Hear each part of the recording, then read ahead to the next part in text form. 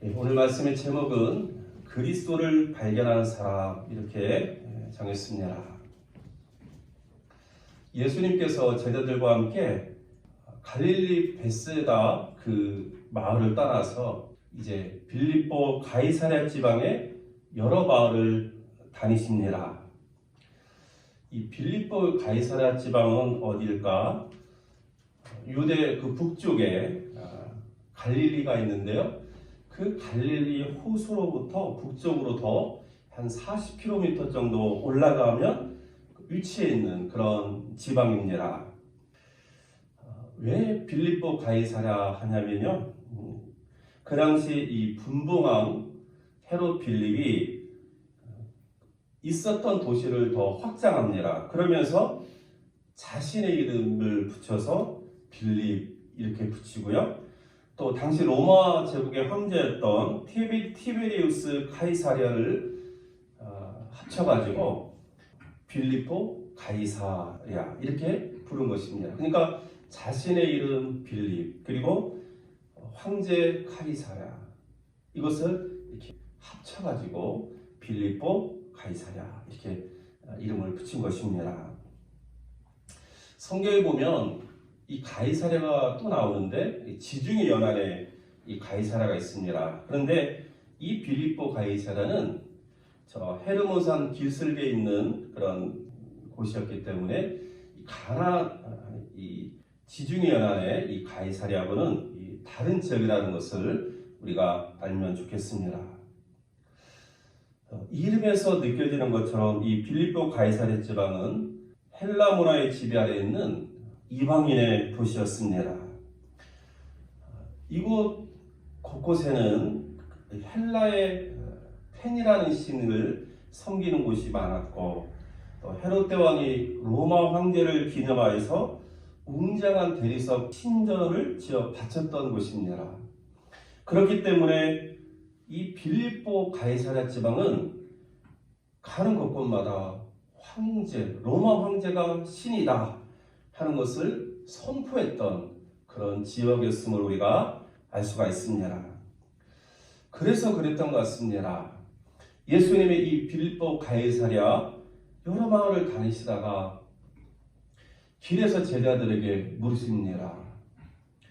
사람들이 나를 누구라 하느냐? 참으로 의미 있는 질문입니다. 길 여기저기에 보이는 로마 황제의 상 그리고 당시 로마가 숭배하던 여러 신상들을 보실 때에 참 신이었던 예수님 그리고 지금은 육체의 몸으로 이 땅에 오셔서 이제 하나님의 복음을 전하시는 예수님의 입장에서 사람들이 과연 나를 누구라고 여길까 궁금했을 것입니다. 그때 제자들이 대답합니다. 세리요한이라고도 하고 더러는 엘리야라고도 하고 더러는 선지자 중에 한 사람이라고 합니다. 제자들은 사람들이 예수님을 세리요한, 엘리야, 선지자 중에 한 사람이라고 생각한다고 대답합니다. 아마도 당시 사람들이 예수님을 세리요한이나 엘리야 그리고 선지자 중에 한 사람으로 여겼던 것에는 그동안의 예수님을 본 거나 아니면 예수님에 대한 이야기를 들으면서 갖게 된 생각일 것입니다. 예수님의 이런 검소한 생활의 모습에서 낙타털 옷을 입고 허리에 가죽띠를 띠고 메뚜기와 석청을 먹으며 자랐던 세례 요한의 모습을 떠올렸을 것입니다.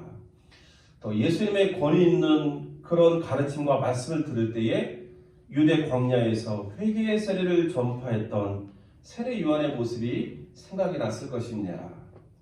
또 예수님은 우리가 그동안 살펴본 것처럼 소경의 눈을 고치시고 말을 못하는 사람의 말을 하게끔 하시고 또 귀신에 들려서 고통받는 자의 귀신을 쫓아내 주시고 또 오병이와 같은 기적도 보여주시고 이런 예수님의 행적을 볼 때에 하늘에서 비를 내리게 하고 또 하늘에서 불을 내리게 했던 엘리야의 능력을 사람들은 생각해냈을 것입니다. 이외에도 예수님의 삶과 행적들을 보면서 이분은 참 분명히 하나님이 보내신 선지자일 거야. 하나님께서 보내신 분이 아니라면 이런 놀라운 일을 행하지 못할 것이야. 이런 생각 때문에 많은 사람들은 또 예수님을 선지자 중에 한 사람으로 생각했을 것입니다. 당시 많은 사람들은 저마다 예수님은 이런 분일 거야, 이런 사람일 거야 라는 생각을 가지고 예수님을 대했음을 알 수가 있습니다. 그런데 제자들의 이런 대답을 들으면서 오늘날 우리 시대와 참 너무나 비슷하고 어쩌면 너무나 똑같다 이런 생각을 해보게 됐냐. 우리 시대 사람들도 저마다 예수님은 이런 사람이야 라고 생각합니다. 다른 말로 말하면 저마다 예수가 있다는 것입니다. 오늘날에도 예수님을 위대한 사상가나 아니면 성인 가운데 한 사람으로 여기는 사람들이 있습니다. 또 어떤 사람들은 예수님을 억압받는 사람들의 해방자로, 또 불의한 세상의 혁명가로, 그리고 가난한 사람들만의 친구로 여기는 사람들이 있습니다.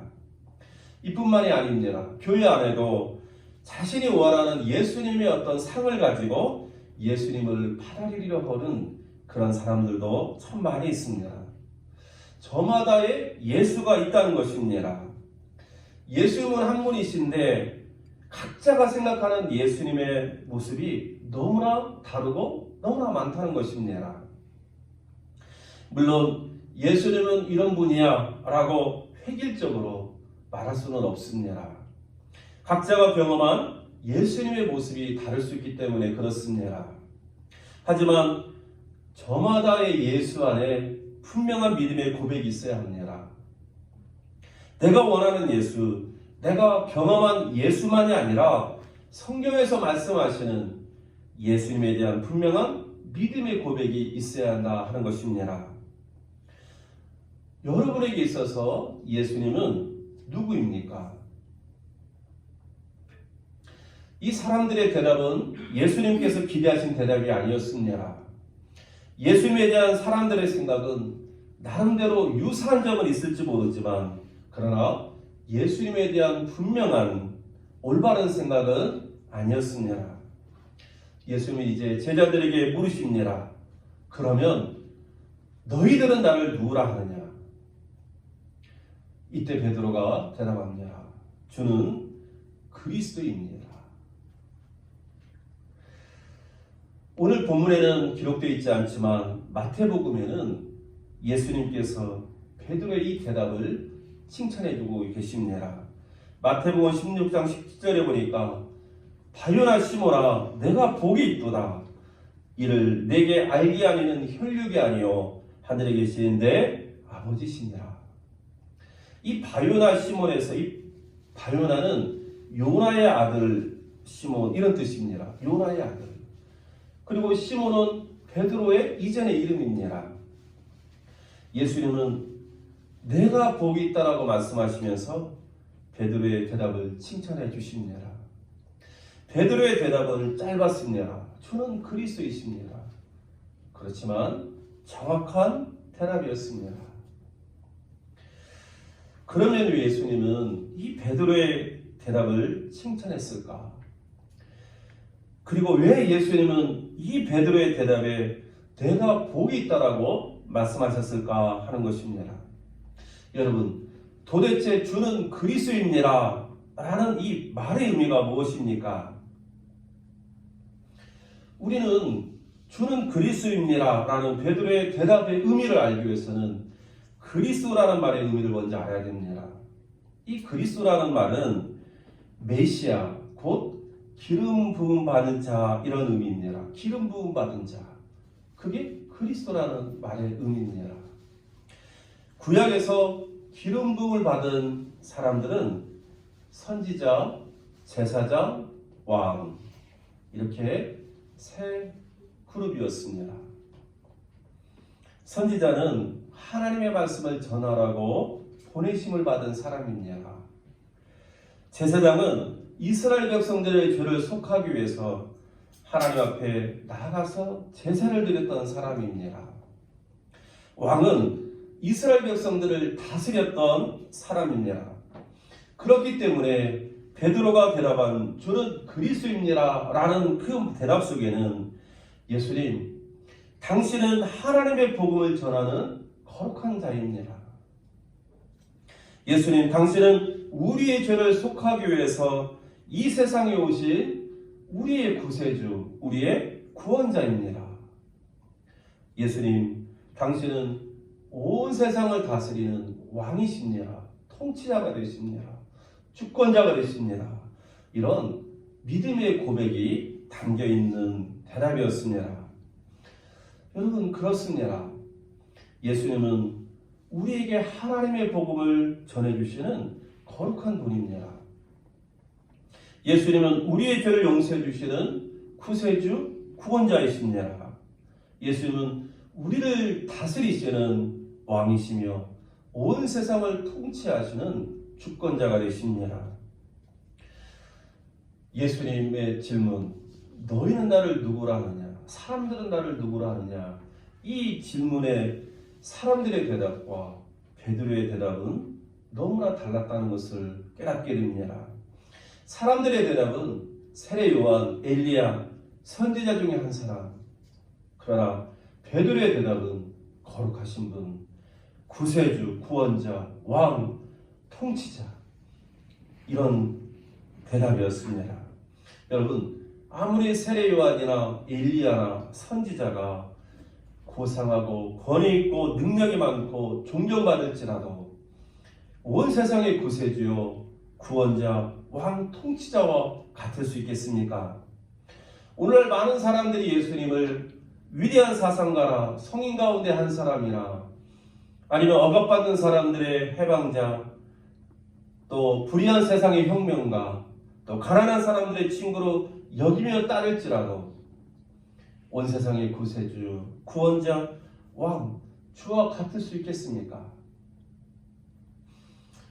사랑하는 성도 여러분, 왜 주는 그리스도입니다 라고 대답한 베드로의 대답이 복이 있습니까? 베드로는 예수님을 만나고 예수님과 함께 생활하는 가운데 예수님이 바로 온 세상의 구세주요 구원자라는 사실을 보았기 때문에 그렇습니다. 베드로는 예수님이 온 세상의 왕으로 오시고 통치자고 주라는 사실을 보았기 때문에 바로 베드로가 복이 있는 것입니다. 여러분, 그렇습니다. 예수님을 우리가 나의 구세주로, 나의 구원자로 보는 자가 복된 자입니다.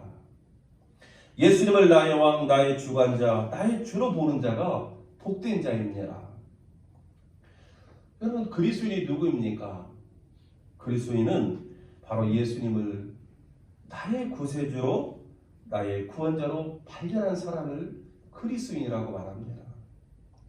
예수님을 나의 왕, 나의 주관자, 나의 주로 발견한 사람이 바로 그리스도인인 것입니다. 우리가 예수님을 통해서 예수님은 나의 왕, 나의 구원자, 바로 이러한 사실을 보았기 때문에 지금 우리가 예수님을 믿고 있는 것입니다. 또 우리가 예수님을 통해서 예수님은 나의 왕, 나의 구원자, 나의 주가 되신다 라는 사실을 보았기 때문에 지금 우리는 예수님을 믿고 있는 것입니다. 또 우리는 예수님을 이런 분으로 보았기 때문에 지금 예수님을 믿고 의지하며 사는 것입니다. 사랑하는 성도 여러분, 누가 나를 죄와 사망으로부터 구원하여 줄 수 있습니까? 누가 나를 인생의 목마름과 죽음의 두려움에서 벗어날 수 있게 할 수 있습니까? 광야 같은 험난한 세상에서 풍랑이는 바다와 같은 인생길에서 누가 나를 보호하고 누가 나를 인도하며 누가 나의 필요를 공급해 줄 수 있습니까?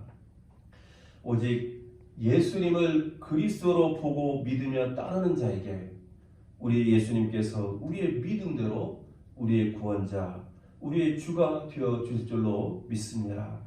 그러므로 예수님을 그리스도로, 다른 말로 말하면 예수님을 나의 구원자, 나의 주로 믿는 자가 복이 있는 사람인 것입니다.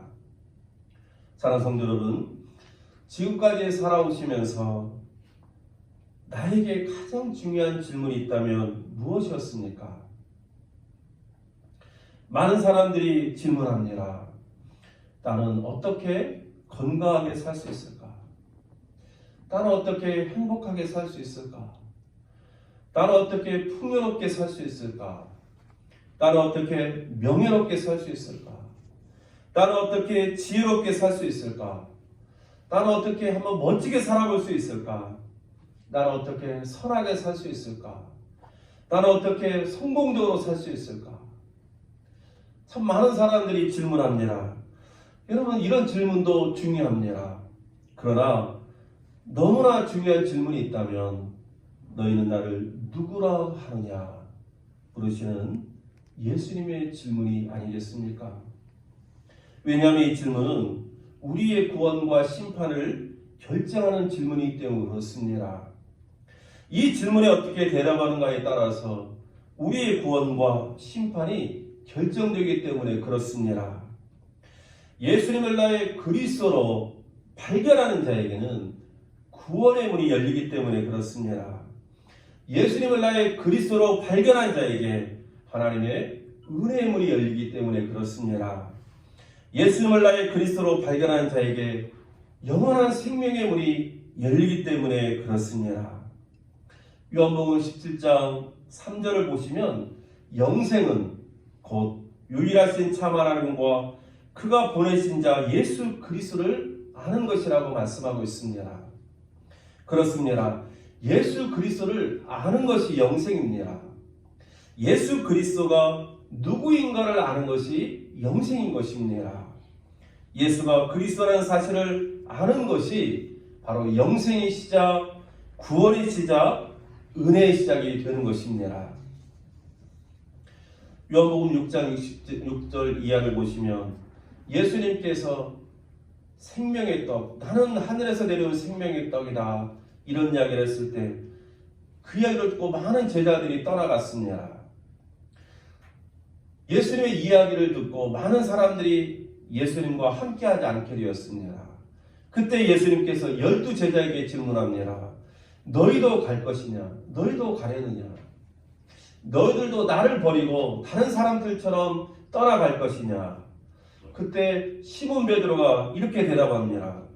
주여, 영생의 말씀이 계심에 우리가 누게로 가오리이까? 우리가 주는 하나님의 거룩하신 자신 줄 믿고 알았삼나이다. 여러분, 그렇습니다. 예수님 안에 영생의 말씀이 있습니다. 영생의 말씀이 곧 예수님이기 때문에 그렇습니다. 그러므로 우리가 영생의 말씀이 되시는 예수님을 따라 누구에게로, 어디로 갈 수 있겠습니까? 여러분, 그런데 오늘 본문을 보시면 주는 그리스도이십니다 라고 고백하는 자에게 주시는 또 다른 복이 있음을 또 보게 됩니다. 그것은 바로 우리의 영적인 눈이 열릴 때에 더 깊은 영적의 비밀이 열린다는 사실입니다. 베드로가 처음으로 예수님이 그리스도라고 고백합니다. 그러자 예수님께서도 처음으로 베드로에게 이제 있을 예수님의 고난과 예수님의 죽으심과 예수님의 부활의 사실을 가르쳐 주십니다. 오늘 29절 이하를 보니까 베드로가 주는 그리스도입니다 라고 대답하니까 예수님께서 이 일을 아무에게도 말하지 말라고 경고하시면서 인자가 많은 고난을 받고 또 장로들과 대제사장들과 서기관들에게 버림받으며 죽임을 당하게 되고 사흘 만에 살아나야 할 것을 비로소 저에게 가르치셨다라고 기록하고 있습니다. 여러분, 먼저 이 말씀 속에서 우리가 하나 깨달을 것은 뭐냐면 살아나야 할 것을 할 때 이 할 것이라는 이 말의 의미입니다. 이것은 반드시 일어날 것이다, 이런 의미입니다. 그러니까 예수님께서는 십자가를 짊어지시기 전에 제자들에게 예수님께서 고난받으실 것, 예수님께서 죽게 되실 것, 그리고 사흘 만에 부활하실 것, 이것이 당연한 사건이라는 사실을 말씀해 주시고, 그러면서 이렇게 이루어졌다 하는 것을 성경은 기록해 주고 있습니다. 그렇기 때문에 이런 예수님의 고난과 죽음과 부활의 모든 사건은 예수님의 예정된 섭리 가운데서 일어난 사건이었다는 것을 우리에게 먼저 말씀해 주십니다. 많은 사람들이 생각하는 것처럼 예수님의 죽으심이 어떤 다른 정치적인 이유나 목적 때문에 십자가에서 죽으신 것이 아니라 바로 하나님의 온 세상을 구원하시려는 예정과 섭리 가운데 이루어진 사건이라는 것을 이 말씀을 통해 우리에게 들려주시는 것입니다. 그런데 하나님이 이런 예정된 섭리를 그동안에는 말씀해 주시지 않았습니다. 오늘 처음으로 베드로가 예수님이 그리스도라고 고백할 때에 예수님께서 비로소 마침내 이제야 제자들에게 가르쳐 주신 것입니다. 사랑하는 성도 여러분, 믿음의 고백이 있을 때에 하나님의 구원의 복음의 비밀이 열리기 시작합니다. 우리의 영적인 눈이 열려 믿음의 고백을 드리게 될 때에 하나님께서 허락하시는 더 깊은 영적인 은혜가 있음을 오늘 본문을 통해서 우리에게 말씀해 주십니다. 그래서 주는 그리스도입니다 라고 고백하는 자가 복이 있는 것입니다.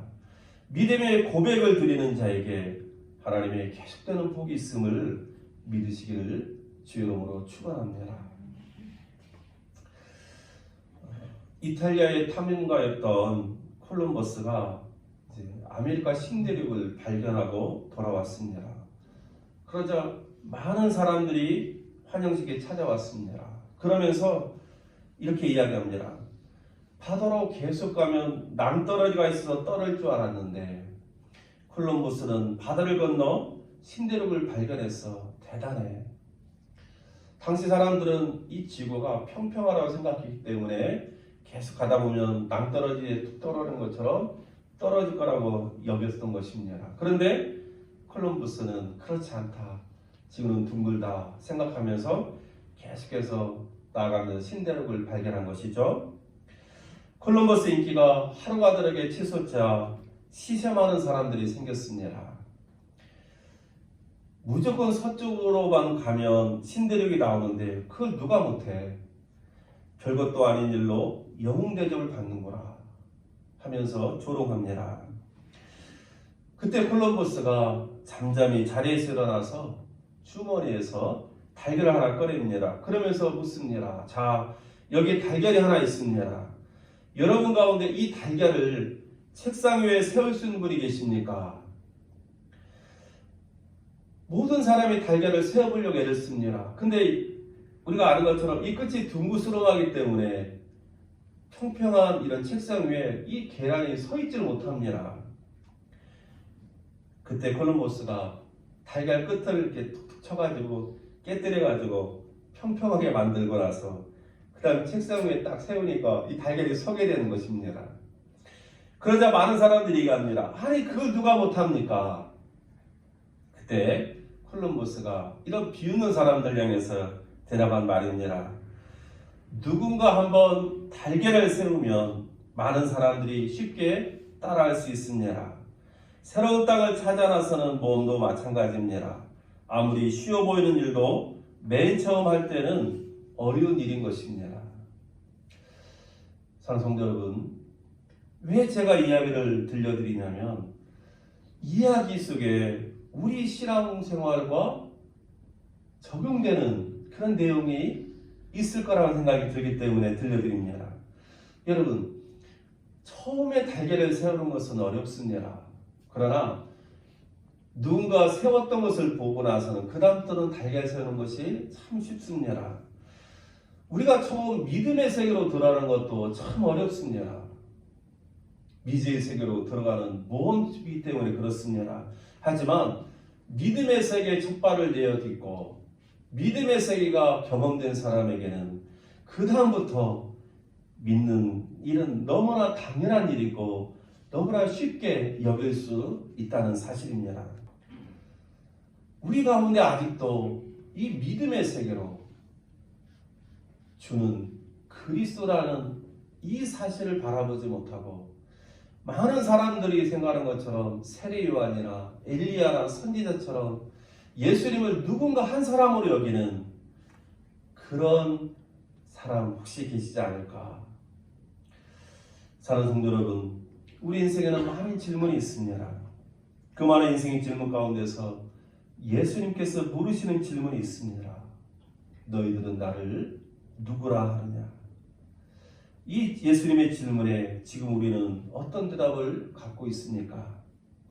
많은 사람들과 같은 그런 대답입니까? 아니면 오늘 베드로 같은 대답입니까? 많은 사람들 예수님을 보면서 세례 요한, 엘리야, 선지자와 유사한 겉모습만을 보며 예수님을 판단합니다. 하지만 베드로는 예수님 안에서 바로 예수님은 온 세상의 구원자, 온 세상의 통치자, 바로 그리스도를 발견했습니다. 예수님 안에서 그리스도를 발견한 사람만이 베드로처럼 고백할 수 있습니다. 주는 그리스도입니다. 사랑하는 성도 여러분, 예수님 안에서 그리스도를 발견한 사람이 바로 그리스도인입니다.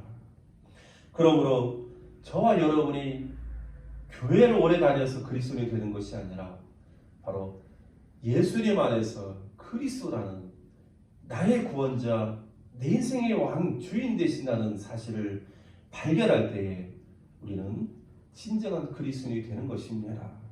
그리고 예수님 안에서 이 그리스도를 발견한 사람이 복된 인생이고 또 그렇게 예수 안에서 그리스도를 발견한 사람에게는 계속되는 하나님의 영적인 복이 있다는 사실을 우리에게 말씀해 주십니다. 그리스도를 발견한 사람, 바로 그 사람이 저와 여러분, 우리 모두가 될 수 있기를 주의 이름으로 축복합니다. 함께 기도하겠습니다. 은혜로우신 주 하나님 아버지,